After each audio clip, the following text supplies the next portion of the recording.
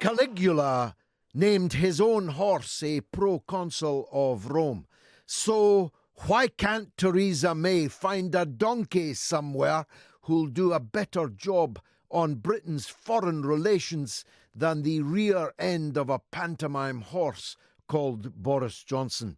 I make no apology for returning to that fray, not least because much of the rest of the media has already made a conscious and probably government-inspired decision to leave him alone. Well, I will never leave him alone. As a matter of fact, if it wasn't for this show on every night on Talk Radio, and if it wasn't for Sky News, which is blazing a trail across the British media on this story, then most people in Britain would still be buying as sheep in the teeth of what is now emerging as overwhelming evidence that our country has been lied to by our own government on a matter of weapons of mass destruction.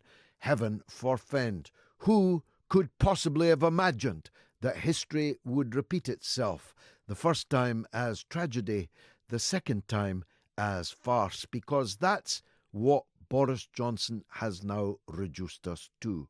Farce. We're a laughingstock in the chanceries of Europe, in the White House in Washington, across the world.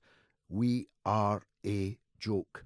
And as somebody put it on Twitter this morning, before you criticise Boris Johnson, take a walk for a mile in his shoes. And this was atop a beautiful, colourful picture of a pair of clown's clogs.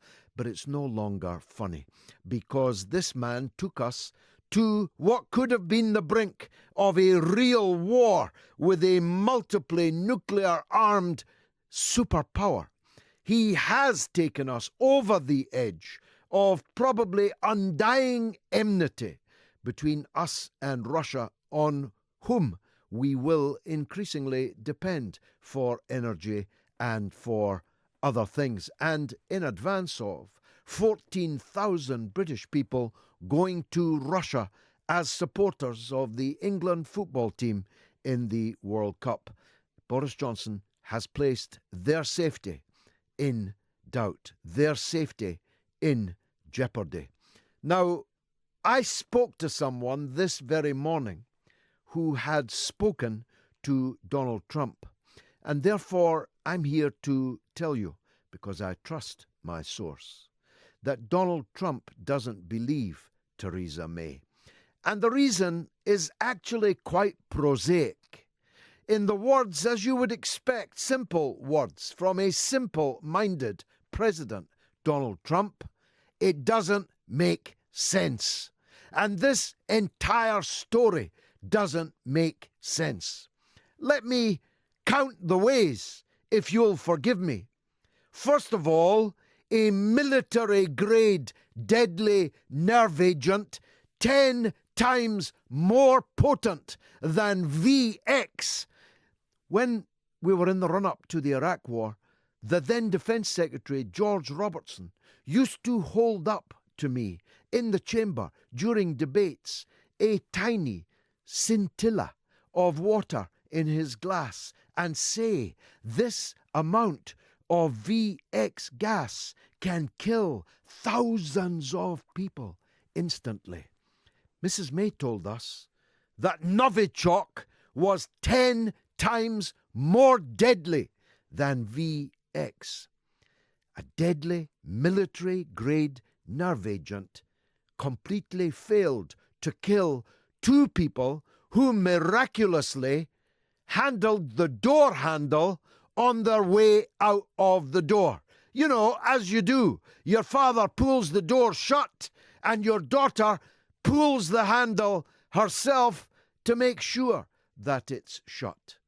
But so deadly was it that not only did neither of them die, not only are both of them getting better, but so delayed action was this 10 times the deadliness of VX that they were able to walk to their car, drive their car, disappear for a couple of hours, go to a pub and then go to a restaurant where miraculously they were still feeling so fine they ordered and ate an entire restaurant meal before both of them at the same time fell down in a public park. If you believe that story, you're not a sheep. You are an idiot. If you believe that story, you are an idiot. Or maybe you think it was the father that pulled the door shut and he somehow transferred it to his daughter. Why then was the doctor treating the daughter, including the exchange of bodily fluids as she lay collapsed in the park, entirely fine as a result of the experience? And if this deadly military-grade nerve agent was on the door handle, how come the police and the PCSOs that were literally leaning on the door, leaning on it, until a few days ago, have been entirely unaffected?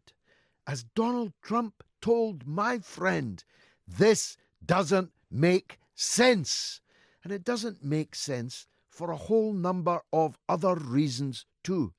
It doesn't make sense to say that only Russia could have produced this deadly military-grade nerve agent, because at least 24, maybe 30 other countries could have produced this deadly military-grade nerve agent. In fact, as an eminent professor from Cornell University, no less, says on Twitter today, and we'll talk about him later with one of my eminent guests, not only could any country have produced this Novichok nerve agent, any of his students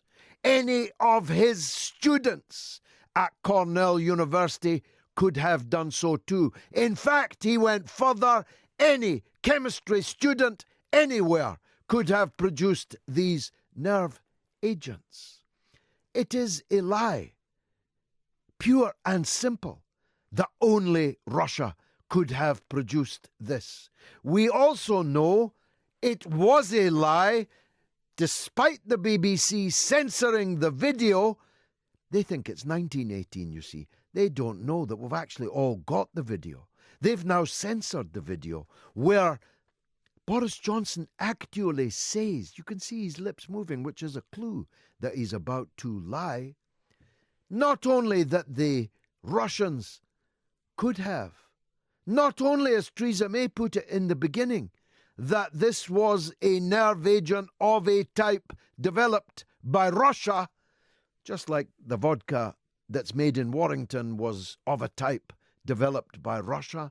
Boris Johnson said the guy who turns out, by the way, to moonlight. He's not just the guy that runs Porton Down. He's also a Motorola sales agent in his spare time, like. Now, Boris Johnson said that guy told him that there was no doubt about his assertion that it was Russia who produced this nerve agent. That was a bright, shining lie. The guy said nothing of the kind. In fact, to the discombobulation of the government yesterday, he said the precise opposite. He said that they could not establish who had produced this nerve agent. But what Trump really means when he says it doesn't make sense is this point, which is the point that motivated me from the first moment, long before I learned what I now know about the composition of deadly military-grade nerve agents. It doesn't make sense because Putin and Russia are the least to benefit from this deadly, high-profile attack in Salisbury on a scratch card addict. A scratch card addict long released by Russia and his daughter, who lives and will shortly return to Russia. It didn't make sense to do such a thing. It didn't make sense to do such a thing 2 weeks before his presidential election. It made even less sense to do such a thing 100 days before the World Cup. Russia has been the biggest loser in this crime, which, if they do have a program of applying deadly military-grade nerve agents to door handles, well, it's now completely blown in a failed operation against a scratch card addict in Salisbury. If you believe this, if you believe Boris Johnson, you are an idiot. You're not a sheep. A sheep is cleverer than you. If you believe this story, you are an idiot.